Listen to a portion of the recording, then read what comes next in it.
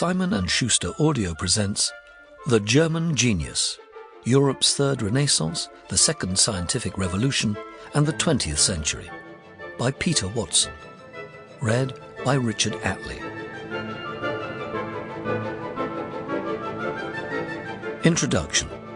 Blinded by the Light, Hitler, the Holocaust, and the Past That Will Not Pass Away.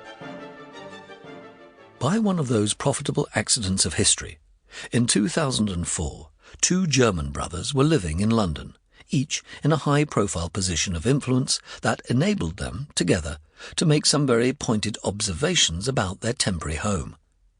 Being brothers, but in very different occupations, more than doubled their impact. Thomas Matusek was the German ambassador in London. In that year he complained publicly that, almost 60 years after the end of World War II, English history teaching focused excessively on the Nazi period. He said he had found many British people who had an obsession with the Third Reich, but there are very few people who actually know Germany. He said Britain's history curriculum was unbalanced. It had nothing to say about the successes of post-war Germany, ignored reunification, and glossed over other aspects of German history.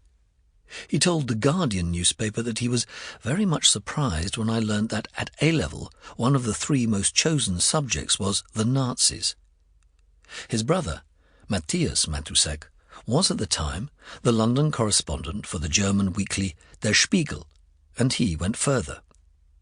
He said it was ridiculous to reduce Germany, the country of Johann Wolfgang von Goethe, Friedrich von Schiller, and Ludwig van Beethoven, to the 12 years of Nazi rule, and he joked sarcastically that one of the defining characteristics of Britishness was now resistance to Nazi Germany. His undiplomatic wording occasioned a frost between the brothers, but at much the same time, even Germany's foreign minister, Joschka Fischer, accused British teachers of perpetuating a goose-stepping image of Germany that was 3 generations out of date. Matusek was not the first. In an interview in 1999 before his departure as Germany's ambassador to Britain, Gerhard von Moltke, Matusek's predecessor, said, "One has the impression that the teaching of history in this country stops in 1945, and he too regretted the reluctance of young Britons to learn German or visit Germany.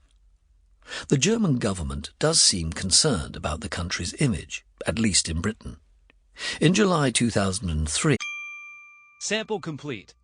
Ready to continue?